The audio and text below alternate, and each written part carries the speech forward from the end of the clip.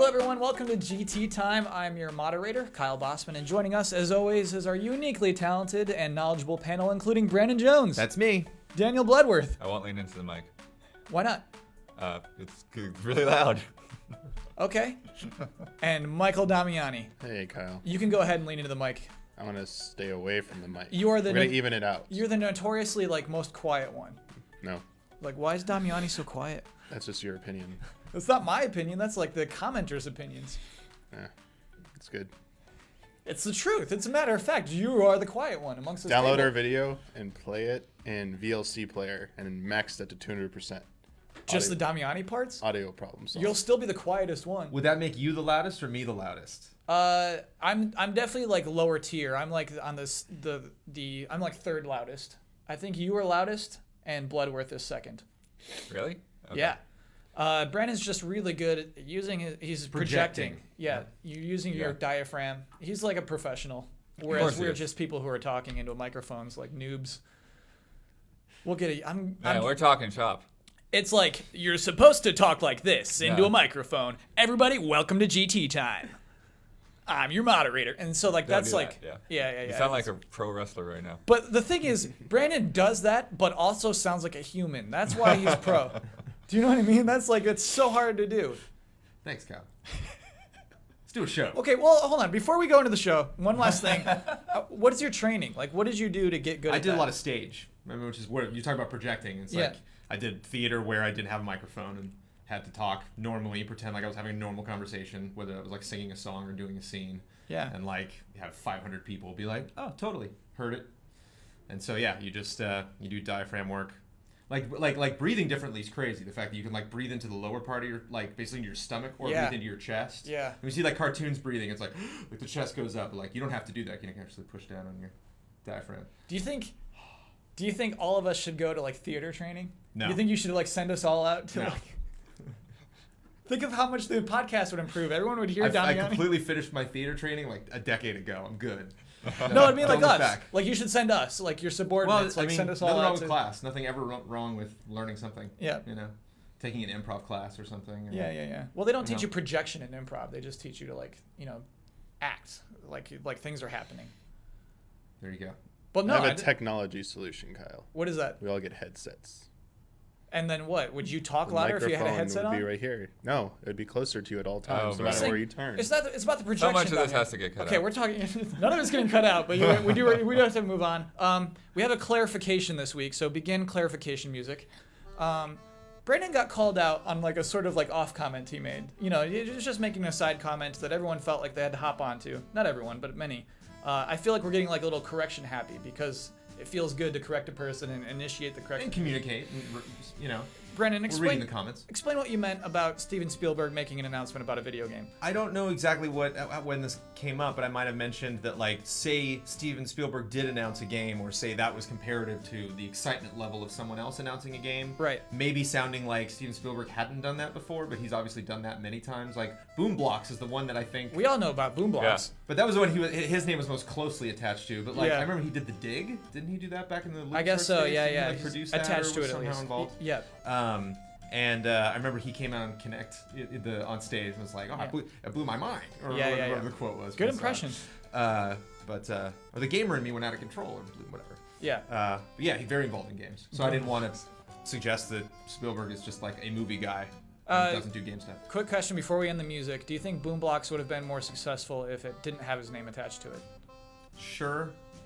I don't know how big. I mean, it's numbers. There's got to be at least one person that was like, "Sure, Steve," maybe a friend of his or something. Yeah. But how big that was, I have no idea. But I'm sure it influenced it.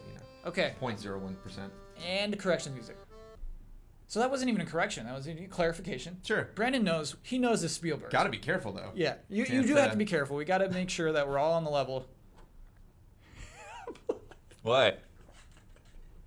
For those who are I don't even know what just happened. For those who are just listening to this, when I said you got to make sure that we're all on the level, Blood gave me a death stare. What? Give him a Luigi stare. Oh, I also want to clarify, because this just came to mind, Peter Jackson and Steven Spielberg both did a documentary video about the Tintin side-scrolling platformer that came out when the animated movie came out. No.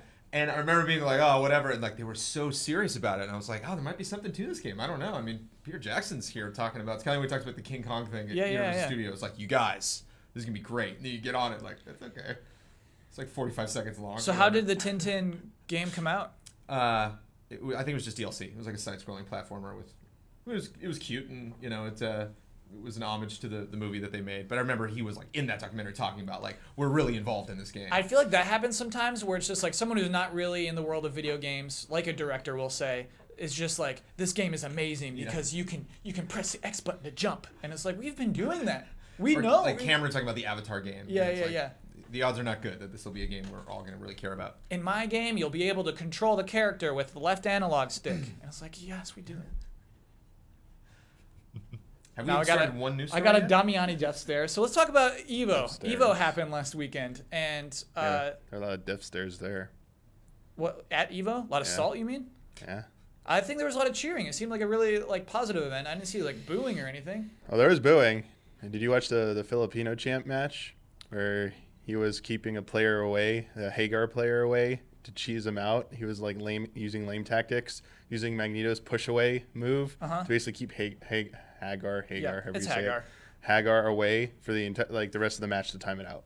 And then And everyone was booing for the whole time. Yes. Whoa. Oh yeah. I think that's a legit strategy. Like if you're Hagar, you gotta accept that you're a close range No, guy. no. Like that's He has he has very slow mobility, so that player knew if that was his anchor, and he came down, or if that's who ended up being their anchor, their last player. That was what was going to happen if Magneto was still alive. Yeah. But the audience did not like that. Did not make for good viewing. Well, whatever audience, you're not in the top 8. You know, like to explain what we're talking about. Evo is, as we said it last week, the largest fighting games tournament in the world.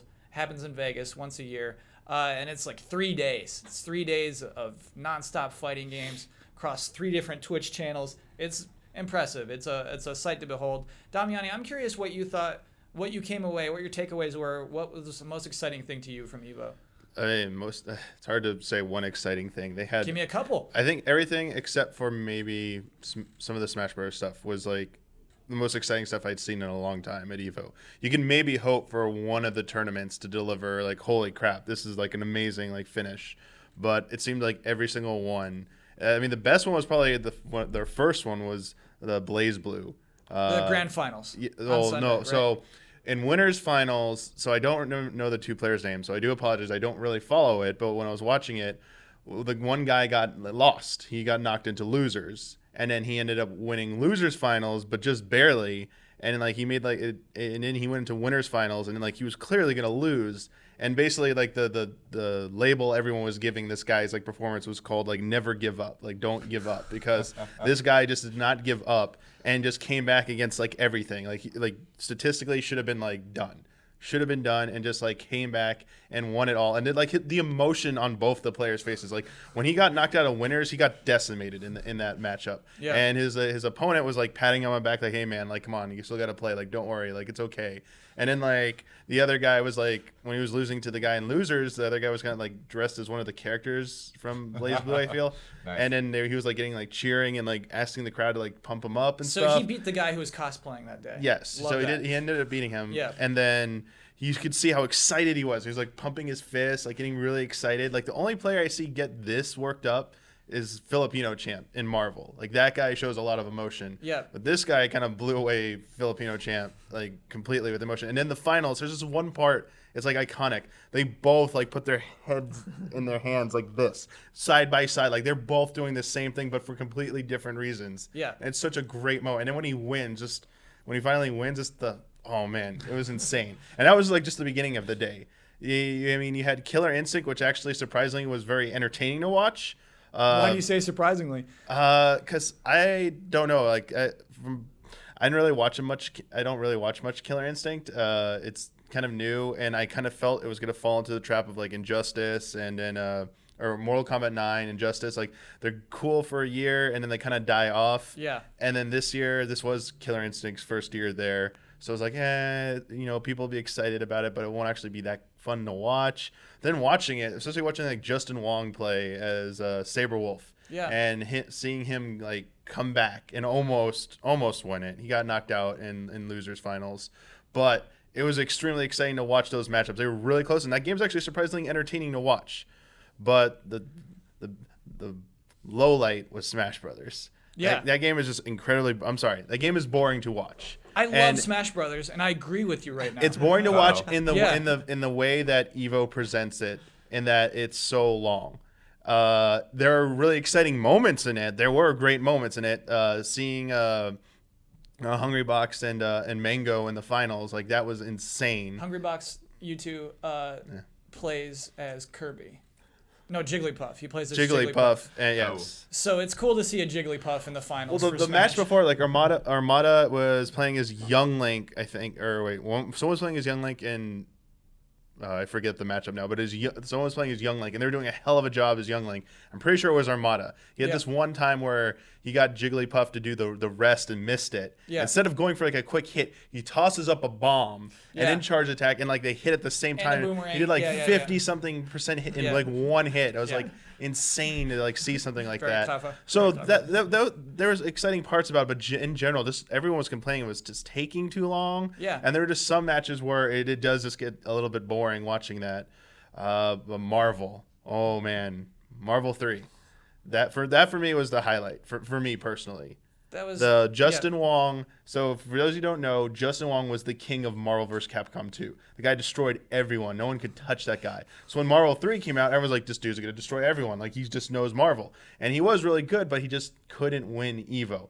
And he saw all these other people winning around him, and he wasn't winning. But this year, not only did he win it, but he went against like the murderer's row. Like top 8 is always like a row of killers. Yeah. But for his finish, he had to beat Filipino champ, who uses his like what he's known for is for his Phoenix. We were booing him earlier. Yeah, That was the he guy who uses got booed. Phoenix, and like what happens if he gets there's super meter bars, and they go up to 5. If he gets 5, it activates Dark Phoenix when she dies, and like it's one of the cheapest things in the game, but not as cheap as the other person he has to play is Chris G, who uses Morrigan, who does the thing where she makes a clone and they're shooting fireballs from both Imagine, like, sides. constant It's fireball- bullet yeah, hell. block- It's basically yeah. bullet hell. If you're not good at bullet hell games, you will get decimated. But you're in a fighting game here. Yeah, and not only exactly. these two characters have like those are really intense strategies that like really favor those matchups. These are like the two best players of those respective characters that Justin Wong is going to go against. And Justin Wong does not use a traditional team. He's He got no doesn't cheap use characters. like there's the Zero May Cry lineup, and Yeah. people like there's lineups that people just accuse of being cheap. Essentially, you still got to be good, but they call they think they're a little bit lame. Virgil especially, I think. But Justin uses Storm. He uses Akuma, and he uses Wolverine. Yeah. And Wolverine's the one he starts with. And like hearing So good. Yipes on commentary every time he did like the Wolverine's like super, and he Where goes he goes- X-Men. He like shouted it. And he so goes, good. "Oh, they made Akuma an honorary X-Men." Yeah, And yeah, he called them the Children of the Atom lineup.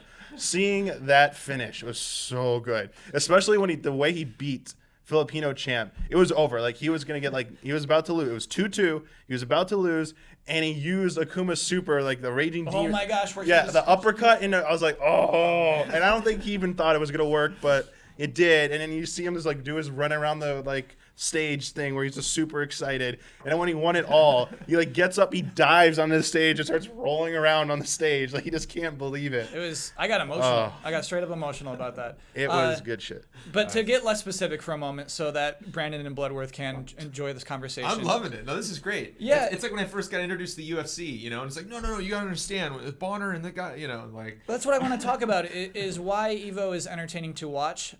Because I feel like it's different. I feel like it's different from League of Legends, in which I've seen the worlds of League of Legends, and it's difficult to watch as somebody who doesn't play it. I don't play fighting games competitively, and it is very entertaining. Terrible to watch. fighting games. Do you know? And I wonder if like that's an important distinction to either of you. Like, would you watch Evo? I mean, I was a lame-o. I didn't watch it, but yeah, I mean. That doesn't make you a lame-o. But yeah, I mean, it's definitely fun to watch. I mean, you know, we used to, in high school, played fighting games all the time. It's just, as you get older, then it's like you move or whatever, and like you lose that crew that's like at your same level, and then like, okay, come to GT, and that's the everyone's like worst. way better than me, and I try to play against friends, and they're all way worse than me, and like, I don't know what to do anymore. I've been there, blood. You just need the context, you know. It's like I saw an amazing, I guess, League of Legends moment that happened at some tournament, and like right when the moment when the guy starts screaming, I kept like replaying that moment, being like, "What happened? Like what? It looks the same. Like you know, like 4 minutes 55 seconds looks the same as 5 minutes and 55 seconds. It looks like those guys are beating up those guys, and then I can actually follow like, oh, that one guy sneaks in and grabs that base. I can finally see what's happening. And so if you set up, like if I was just to watch that fight, it was just like, okay, that guy beat that guy. They use lots of supers, but one guy was better than the other guy at the fighting game. Or if you're like, no, these are not only the two best players, maybe in the world at this game with these characters, but there was all of this drama leading up to it at events that didn't even happen this year, Yeah. So if you set that all that stuff up, then like it's cool for anybody. And I would add to that, like the difference is like I think you definitely can appreciate like League of Legends or Dota 2 competitive play. I mean, hundreds of thousands of people watch that on Twitch. So obviously a lot of people get it. I think the difference is it's easier to the average person to wrap their head around the basics of a fighting game because it's two people punching each other basically with life bars. And you can tell who's winning easily by seeing the life bar. And you can tell when someone's got like no life and the other guy's got full life, and then the other guy with like no life comes back and wins somehow. You can at least be like, holy crap, that person like just did a comeback. You get that. It's so easy to communicate that information in a fighting game. Some of them are more complicated than others. That's why they're people like don't maybe not understand like that was incredibly difficult to do that move or the setup they did right there. Yeah, they might not understand that. Blues earliest or something. Yeah, like so there's multiple levels that can be enjoyed on. I just think like some of the other competitive games are a little bit more difficult to fully understand immediately. And that's like think about television and televised sports. Which ones do the best? The ones that are the easiest to follow and are the most simple. The one thing we did forget to mention real quick is the Street Fighter final. A Rose player using a PlayStation controller won it all. And first ever European as well. He was from France. Yes. We'll get to it later why that's important, but that. But for this discussion and why that's important because the stigma is you got to use a fight stick. You got to use a fight stick or you're not professional. But throw that out the window. Like I think the fighting community got over that long ago. That like that doesn't matter how you play it. And like Snake Eye. Snake Eye is playing one of the best Zangief in the world and using a pad as well, not using a stick. I mean, you had to use a stick. If you didn't use a stick, you weren't considered like professional. So. Snake Eyes came around and was like, hey, here, look at my pad. I'm playing Zangief doing these crazy 720 rotations on this versus your little like stick. And what's funny about that is that basically, if you're a pro fighting game player, the easiest sponsorship to get is like somebody who makes sticks. You know what I mean? Like it's easy to get sponsored by Mad Catz because that's a direct correlation. But if people are winning without Mad Catz, you know what I mean? If like NASCAR is won by a guy on a bicycle, suddenly it's just like, this is changing everything.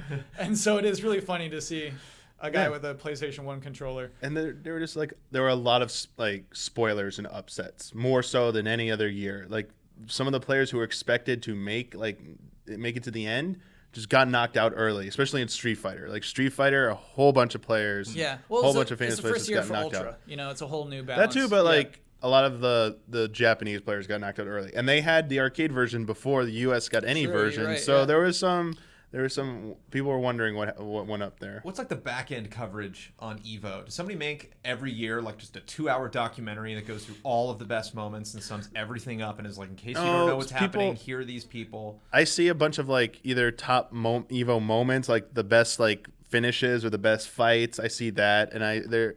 Obviously, the Evo staff they take like the archives, they cut them up, and they take the direct feed that they have. They throw up the matches. I think people watch the Twitch archives like that's like the highest volume traffic. I feel like those are the most desirable because people, if you're gonna watch one of them, you want to watch it immediately and you want to watch it in its entirety. Like I want to treat it like DVR. Like right. Oh, I didn't watch this game, I just want to watch this. Twitch archive is the DVR. Like here you go, I'm gonna watch this. I didn't hear what happened, so I'm gonna watch that. I think afterwards it's mostly hype videos or like montages about like this was Evo 2014 summed up. But yeah, I think Brandon makes a good point. I want that so bad. I want a sports center for that. Evo. I would definitely make time to watch that every single year and be like, okay, I just want to see like the best moments. And you know what kind of kills me? Made for someone like me who's like, I don't know who these people are. I know these games, and I like you were saying, like I can follow a fighting game to know like okay, I see what that guy did to win. Yeah. But I just don't know like this history. I don't. It's like that could be that guy's 20th Evo and that guy's first, and it's like or vice versa. Yeah, so just to have the context would be nice. Yeah, Twitch commentators, they kind of give you a little bit of that. Yeah. They while you're watching it, they kind of put a little bit of context. I still think that they don't go I think they don't have a desire. I think Twitch knows who's watching it. They know that it's gamers watching it, and the most people watching it don't need that type of in-depth, or not in-depth, but like a base level discussion. So there is nothing that exists like that. Yeah, that's It's for that a different type of thing. audience. Yeah, And the question yeah. is, would that audience like? Yeah, care? that's the You know, question. Like, is it worth it to do that? And is there really a need to do that? So, But it's Rocky. It's Karate Kid, man. It's so exciting. Yeah. I mean, I think that. I mean, the only thing I follow is F1, but it's like, yeah, you catch up to F1 really quickly because, they explain basic things like 3 or 4 times during a race. They tell you, why the tires matter and what the new systems are on the cars this year and that kind of thing. So, I think, yeah, you kind of have to cover those bases and talk to people and, like, remember, like, oh, somebody might have just tuned into the race right now. Let them know, who got knocked out of the race in the first lap, that kind of thing. Yeah, and even like so between tournaments, they'll just show you their logo while they're getting set up for 10 to 15 minutes. And during that time, so badly, I just want commentary. I want those commentators back. I want them doing instant replays. Interview the guys that just won or lost.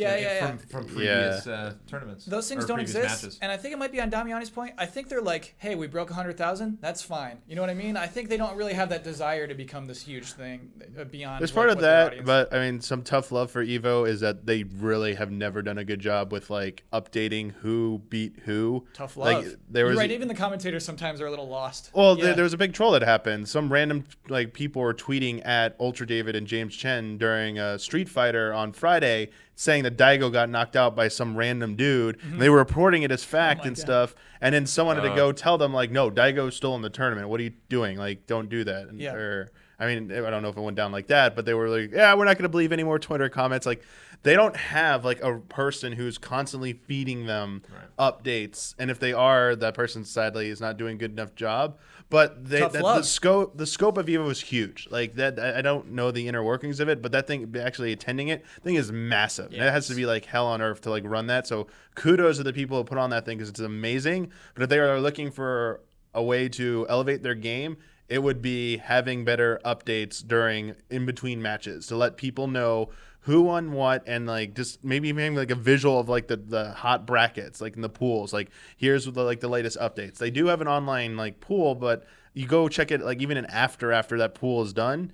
And the updates it hasn't been updated yet. Yeah, it's yeah. like I wanted to see the results, like who beat who. Like And I'm not sure. sometimes the commentators are like, "Who do we have next?" And they're just like looking That at too, faces. like that's yeah. they need some tournaments do like player profiles. Like they could add that type of stuff in there. They could just spruce to it help up. out a little bit because everyone knows the big players, but when you see someone new who comes up, like who is this guy? I want slow-mo shots of Yeah. that guy just like in a park, like Yeah. looking around. It's just like I always want to. That's play what. Street Yeah, they got to Fighter. pull. That's I mean, that the would pull different, in yeah. Jones. I mean, They the would get different, Jones if yeah. they Like did that. I mean, obviously, like something like Sadly, ESPN has like a shit ton of money, a shit ton of resources to put together. Like we got like headshots, everyone. We got like the animations of each player, Yeah. like holding the football and smiling, and like Yeah. got like the graphics for them and all their height, weight, and stats and what college they went to. Yeah. That's a little bit, whatever, but just have the players fill out a form and like someone's responsible for logging that information into some kind of like Google Docs. Google Docs. If they own any animals, package. I want to see those. Yeah, show them the animals. They have a boa constrictor at home. That's I how you want get a picture. Jones. So another thing I want to talk about today is early access. We haven't talked about early access once on this show yet. It's been a Yeah, we have. sore subject this week. Yeah, it's been a source. Yeah, the internally, office. internally it's been a source. the corrections music. Um, we have talked about so- this. Sorry, We talked about early access before. when? You were asking, did you feel that like how we felt about like early access on Steam, and if like I brought up the whole thing how the benefit is like fans get access to a game early, which was like something we get to experience as press. Yeah. But at the same time, is it too early to show your game? Like, is that like will that have a negative? What's the balancing act? So for the first time this week, Damiani, PlayStation and Xbox both said, "Hey, we're thinking about doing that. We're thinking about bringing that benefit to consoles." And I wanted to ask this panel, do you think that's a good idea or a bad idea? Do we get early access to The Last Guardian? That's the thing is, Damiani, I don't want that. I don't want to play broken Last Guardian. Yeah, you know what I that's mean? true. I want to I play see it Last exists. Guardian No, complete. absolutely. Is the thing. Yeah, for game like in general, I just don't like early. I personally don't have no interest in early access unless it's a project that I saw conceptually and like I actually feel invested that I want to make this better, which I'd probably be like a backer for something for like a Kickstarter, but I don't do that, so I don't feel invest in any of these projects. I don't, other than seeing like a nice tight demo, playing a game that's like so early in development, that's not the best thing. Unless you're an aspiring programmer and want to see how someone else is doing something, the only appeal I can think is that you don't work in the industry. It's like, yeah, man, I get to play this game early. Then like you start playing, it's like, oh man, this game's a mess. Like, ooh, I don't like this. I'm not going to touch this. Again, it just opens that door. Like, is just going to turn off your consumers, but do they give you good feedback? It's a balancing act that, each developer has to figure out. But for me, no, I don't want to play a game till it's done. Yeah, well, my biggest beef with early access is that, it's generally tied to purchasing a game or pre-purchasing a game, and that's dumb. This is really, no, don't make me pay for something that you're not done with yet, especially because, some of them, they do fall apart, they do get canceled, and then what do you do with that? What happens to that money that somebody put down, Yeah, I mean, you paid for your time with the game. You still played a game for some time. No, you played a broken thing, I don't want to rage on it too hard because, we want to put a little more time in it, but we were playing Secret Ponchos.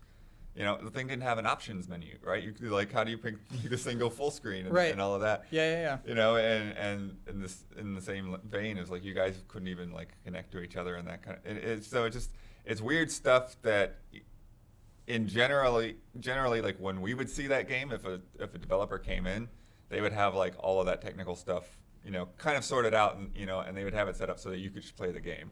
But when it's just sort of thrown out there to the masses, you have to try to deal with this stuff and get on forums and hey, well, is this supposed to be this way or is this just not working for me or whatever, Yeah, I mean, what bums me out is that it is beneficial to developers for sure. There are so many times where I like to iterate on any creative project I'm working on, and so if you can get consistent feedback before your thing's done and going huge, that's such a benefit. It's weird you're charging a lot of money for it. You know what I mean? It's weird that you're just give us a lot of money for this, please, to work for us, to beta test our game, to alpha test our game even.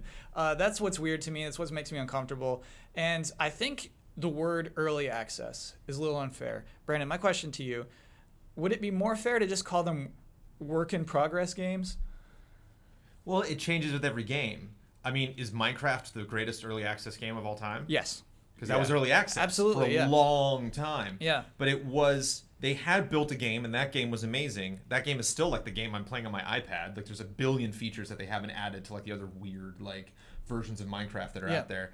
But when it just started out, there was I don't want to be quoted on this, the conditions of Minecraft. It was extremely simple. They didn't have all the cool bells and whistles that it has now. Right. And damn, that was an amazing game. And it wasn't it really changed. They kept adding and adding and adding stuff to that. I actually saw a really cool trailer for this week for Tug, which is a Minecrafty game. And they released a trailer that was very hey, this game's buggy as hell, but hey, we're making a game, so jump in. They were very upfront about it. Where, a game that was Secret Ponchos that was announced at the, or that was featured prominently in the Sony press conference from E3 2014. Maybe not 13. Maybe not the best game to be hey, let's all just jump in here. Yeah. So when you have a team that's we're really passionate about this and we think it's time to bring everybody else in because that's how the internet works, let's all do it. Or you have a really high profile game that you have huge expectations for or big questions about if you're just jumping in oh yeah, I saw that at the press conference and let's check this out. And that your first initial impression is it's not going so well. Yeah, But man, this whole theme just really drives you forward, and it's well, I was introduced to the theme 5 seconds ago. I'm not really married to it or not. A game working is very, very important to me. I think it's something that'll affect integrity and maybe not necessarily affect sales. Because any press is good press in a way. So if you get your game out there and people are talking about it, whether it's good or bad, then I keep getting confused. DayZ or one of those games had really bad press, but it's still people were still talking about it and it was still getting sales. It wasn't DayZ. No, it wasn't. I think it was the other Warzy. Warzy. Yeah. It was Warzy. Yeah. I mean, it might be Dead in the Water now, so it's something. Yeah, it's something that people might have a negative image of your game going into it, but may not really negatively affect your sales. Yeah, and I mean, I get why they charge. It's not free to put a game out, even if it's incomplete. But maybe it's overcharging. It's a thing. It's I guess what you're saying about this buggy thing, I think it's probably just important to be upfront about where this game is and what you're getting when you buy it. Of course, that's it. To me, it's strange to see it come to consoles, I guess, and it's probably inevitable. I'm assuming if one console gets it, basically it was Adam Boyes saying for the PlayStation 4, and then like a couple of days later, the guy from ID at Xbox is just like, oh yeah, we're thinking about that too. And so like basically a lot of developers are saying, hey, we want to do early access. This is working great for all of us. We want to do this on your consoles, on your platforms. And they're just like, oh, how are we going to figure this out? Maybe announce early access early. So when you announce the game, announce it. Oh, and this will be early access soon. We'll do that later. Okay. But if you announce this huge game, it's like, wow, that really sounds exciting. And then 3 months later, it's like, oh, and we're doing early access. It's like because something went wrong or what happened? Yeah, I like see what you're because saying. you changed your business policy on that. You know, again, if something like Minecraft or this game I saw this week, that like it's the whole culture of that game is this, you know, let's all come in, and whether you're a developer or not. Well, I think too, it's listen to important. feedback. I think it's important to protect the event of your release, right? You know, I don't think it's good to just kind of incrementally, like every couple of weeks, hey guys, we added this thing, and oh, we added this thing, and like eventually by the time the game comes out, like, well, you've just sort of like played it a little bit at a time, but you've already played it. Like, I think it's better, like, okay, you put your early access thing out there, maybe you polish up what you put out there, right? And you make that nice and clean so that it does give a better presentation. But then you still hold back on like the rest of your game, so when a game comes out, like everyone's excited about it again, rather than, oh yeah, I've been playing that for the last 2 years. Yeah. I mean, Minecraft is the exception, but I like what you said, Blood, about the event of your game's release. You know, that's what you want. You want, again, back to Last Guardian, you want that. You want to open that up, and that's it. Yeah. Well, yeah, because that's the thing. Like when Minecraft came out, it's like, oh, I guess we review this now. Yeah. You're right. That was a weird moment. It's just like, this has been out. You're right. That is a funny thing. But yeah, dude, it's still, that game sells better than anything right now. Over like the course of the past 2 years, you know, that one Xbox 360 disc for some reason. It's such a weird, like, you can't base everything off of Minecraft. You because can't. It's such a weird, the way that. it's designed is so different, you know? Yeah. Next news story I want to talk about. Oh, it's not a news story. I want to talk about video games at Comic-Con. Because Comic-Con's next week. Damiani's going. Brandon's going. Yeah. It's a pre-news story. It's a pre-news story. I want to know what you two are seeing, what you're going to see at Comic-Con. I got my schedule right here. Okay, he's got a schedule. He's pulling it up for those who are just listening. Well, Wednesday night's preview night, and last year was my first Comic-Con ever. And the difference between preview night and the rest of Comic-Con is, you know, night and day. What is it? What is preview night? There. Preview night's for who gets into preview night? The media? Or? I mean, press do. I don't know how they differentiate it from it anymore on like average attendee badges. But it used to be, I thought, if you bought a whole week of the entire convention badge, like 4-day badge, you got preview night. But I think they sell it separately now in addition to anything. I'm not sure. Don't quote me on any of this. But like regular people who are going in just as attendees, they have to. There's a different way to do it. Press automatically get in, I believe. So what is preview night though? What is it? It's Comic-Con. It's the interior of Comic-Con because Comic-Con is all over the place in San Diego. But it's like that interior room with all the toys. All the sweet stuff. Oh my gosh! Like you can actually like walk around and see anything you want. It's the exhibit hall is open for 3 hours on Wednesday, and only a smaller percentage of the overall people who have badges are allowed in. Have you been to preview night before? I think every Comic-Con I've gone to preview night, but it has gotten progressively worse each year. Like last year, you might have thought it was like night and day. Like 3 years ago, there was virtually no one at preview night. It was like you could casually stroll up to like any place, and it was like pretty much empty. Now what it is, preview night is probably the most in demand part of I keep trying to say E3 of Comic-Con for collectors because it is the chance to get ahead of everyone. Oh, those limited edition rush toys. the line, because they start selling stuff immediately. They hold off some for each day, but it's the best chance you're going to get something without having to wait the whole day. Which, by the way, I think is pretty effed. It shouldn't sell stuff. Yeah, that's weird. So if you are press, they you know gotta what I make mean? money, but unless you're like a toy outlet, you know what I mean, or even like a comic book outlet. Like what right does Damiani have over those toys than any other person? Damiani has no right. So the difference is they do, like most vendors hold back so they have enough for each day. So they're giving away a chance. It's just they don't give a shit who buys them because they want money. So they don't care if a press is buying it. Yeah. No one cares. The only people who get upset are like fans. Like, why did they get like an unfair advantage? But the truth is, the difference is you could I mean, it's a lottery system now for Comic-Con. Like, Comic-Con's registration is beyond fucked. I'm sorry, I'm using the F word on that because it's trash. Like, my account, like, I'm only getting in through like work because someone is individually handling my badge because I tried to update my email and it completely destroyed my account on Comic-Con and they won't fix it and or something. And is that just because of traffic? Like, there's just too many people trying. It's not people trying to access the site. Right. There's just too many people trying to get in touch with them Yeah. that they don't even have a phone line anymore. There is a phone line that we do know, but I don't use it because they get really angry. And they used to have on-site registration like only like 4 years ago. Because they're so big, they don't even bother with that. They're like, now it's months in advance. If you haven't set up your shit months in advance, don't even bother. Like, don't even come. Like, we're not gonna fix anything for you. It is like the iron wall of like conventions when trying to deal with them. They're like, nope, there's enough people who want to go to this. We don't need to deal with you directly. Like, customer support for any issues, go away. So they don't care about that stuff, and it's just too overwhelming. But yeah, for preview night, it's get to check out stuff with a little bit less of a crowd than usual, and also for people like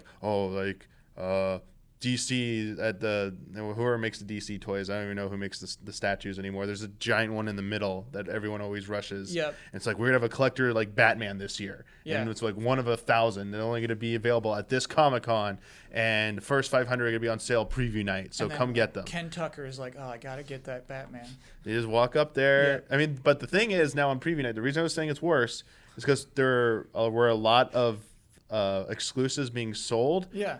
And people were saying you pick one and go to one because there are going to be lines within 10 minutes there'll be lines. Within 10 minutes there were like lines that they cut off, like you're not getting one. Like that's like not within the point of 10 preview night. within 10 minutes That makes me of furious. preview night. People ran into preview night and ran straight to the booth. Like the running of the nerds at Wii, you should go to the beginning of Comic-Con and watch that. But like the running of the nerds, all those people are doing their jobs. They got to go cover the Wii. Yes, and This they don't thing want is to win just line. like a bunch of people who are press This who is should be covering yes, Comic-Con are like, it's- oh, I got to yes. go buy that toy. I This need that is toy. it's consumerism. That makes me so mad. It's consumerism driving that, and then like that part of Comic-Con worked up. sucks. It's cool for people who are like comic book collectors who have like, I have like this rare issue that I'm like selling that's like not like a produced product that like a toy, but someone who like 80 years ago collected this, has been passed down to their family. Like, I own my own like independent comic book shop. I have this rare issue. Yeah. That's more like the cool stuff people like I wish people would care more about going to check out. Yeah. If in terms of the consumerism part of Comic-Con. No, we but want that the real custom reason painted people should be going to Ghostbusters. Comic-Con Yeah. is getting access to games, movies, video, like Oh, of course. personalities Can and we talk about that, stuff. actually? Can we talk about and so access let's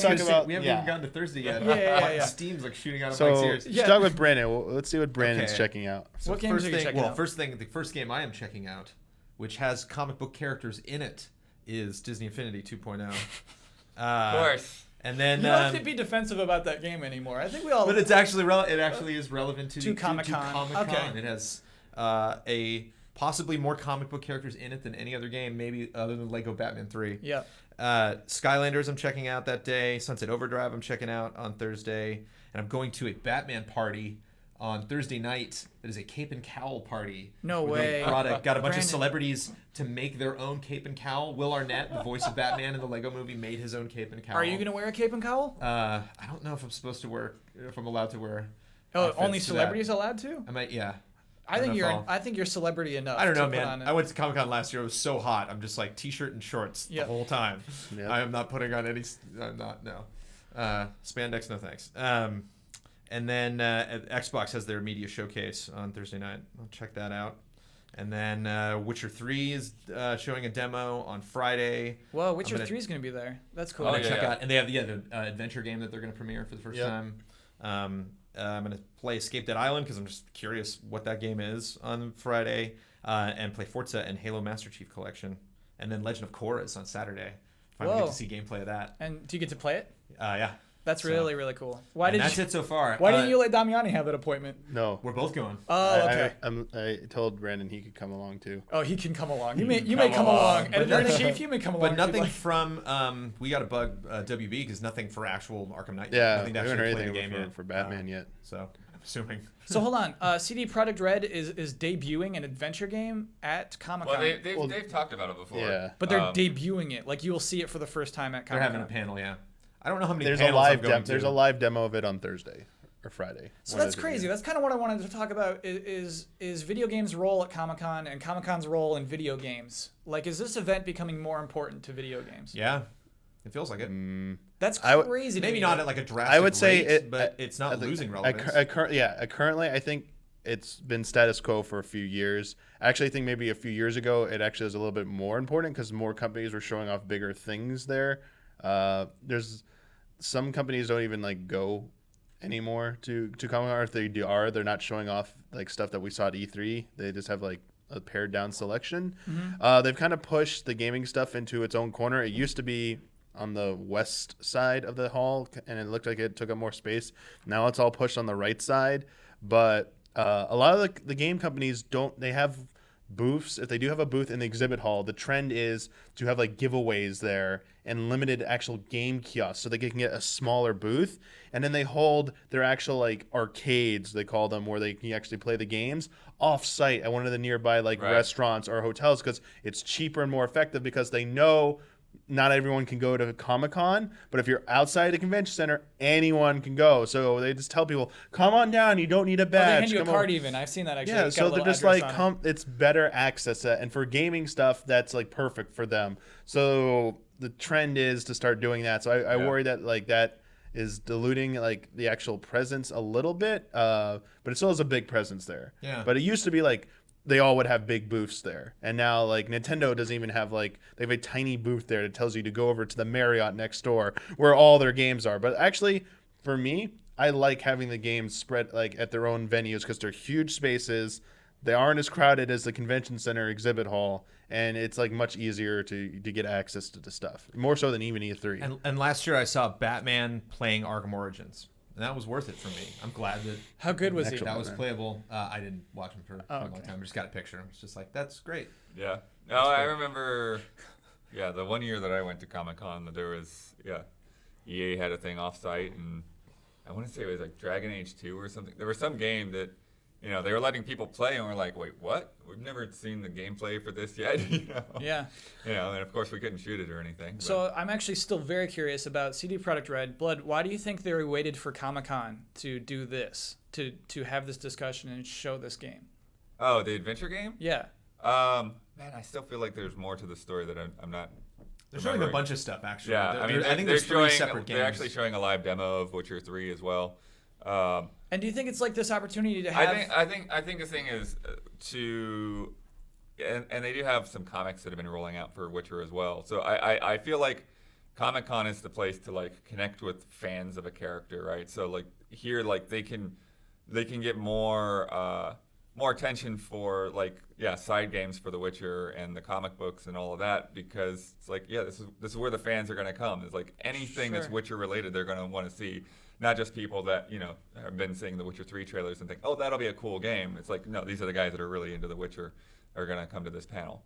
Yeah, and I feel like also at a panel, that's your time to communicate your message to your audience alone. You're not part of some guys pitch into your trailer. You know what I mean? It's like you are talking, as Blood said, directly to your audience. Like you show like a little tiny new character for Witcher 3 and everyone roars at it, is probably a really good way to debut something. Yeah. It's interesting. I hope that video games continue to be at Comic-Con and become a larger presence. But yeah, just real quick, Nintendo announced like a Smash Brothers 3DS tournament at Comic-Con, That's interesting. and they're going to be streaming it on Twitch. Great. So 3DS. I will watch. Oh, interesting. Yeah. Yeah. And then I'm checking Nintendo stuff out Wednesday night, but I don't think they've announced the lineup yet, so I can't say what we're actually seeing. Cool. Cool. It'll be something. All right, so much to look forward to 2 weeks from now when we can get our little Comic-Con recap Yeah. from these two. And you'll probably do videos all week, actually, about Definitely. what you saw. Okay, let's do closing bet. Let's talk about our bet from last week. No, let's do this week's bet first, because we're just talking about Comic-Con. At EVO, Tekken 7 was announced as a sort of mysterious trailer. And at the end of the trailer, it says, hey, we'll show more at Comic-Con. The bet this week: how many in-game Tekken 7 characters will be shown at Comic-Con? Blood, it is your turn in the rotation to decide if you oh want to go boy. first or last. I have to recuse myself from this Do you know? You know because the answer? I have an email from them. Well, you're betting last, so you So can, I'm not betting. Either change the bet or. I'm not changing the bet. You're going last, so you can make whatever bet you want to make. All right, Okay. Blood. Wait, what? You can He choose knows what- the answer. I That's will, what he said. okay, I will bet the most incorrect then. So Okay, I won't Blood, win. you can choose whether you want to go first or last. I guess I'll go first. Okay. Yeah, I'll say 5. I have Okay. no idea. All right. Well, this is us getting a chance before Damiani. I want you to bet what is on that email because it might be wrong. What? No, it's not gonna be wrong. It might be wrong. Okay, Brandon. 7. Okay. 8. Bastard. No. So I'm gonna get it wrong. I'm gonna bet wrong on purpose. 50. Oh, Damiani. Oh, because you're right. Because then we would be revealing information we can't be revealing. Yes, I That's can't right. say Okay, all right. it. I was like, that's 2 parts, so All I right. can't. Oh, that's so funny. You're DQ'd already. Sorry. Another point lost What to if it's Damiani. 50? What if it is 50? What if they show 50 really fast? And they said, we got you. We wrote that email. It was just pretend. That'd be great. It'd be a cool trailer. Last week's bet also tied into Evo. We bet of... Oh, let me lock those in anyway. Lock in Damiani's faulty 50 bet. Last week we bet about the grand finals of Street Fighter. Not even the grand finals. Which character would get the furthest in Street Fighter? Because Street Fighter notoriously is, very balanced. Weirdos win. It was very strange that a Rose won Street Fighter. The winner of this bet was Daniel Bloodworth, who bet Evil Ryu. Blood, do you remember why you picked Evil Ryu? Because I thought he was a dumb character. Yeah, you said because he's a dumb character. He's the only one who was in the top 8. The guy who was using him got knocked out immediately. But you win that bet. So total tally, by the way, Blood's at 7 points, Damiani's at 5, I'm at 4, Brandon Jones remains at 1 point. I'm proud of it, though. So Blood, close us out. Yeah, guys. Thanks for watching. Look forward to all of our stuff coming up this weekend. Let's all go to the trailers coming out. Mandatory update. Here's all our Twitter tags.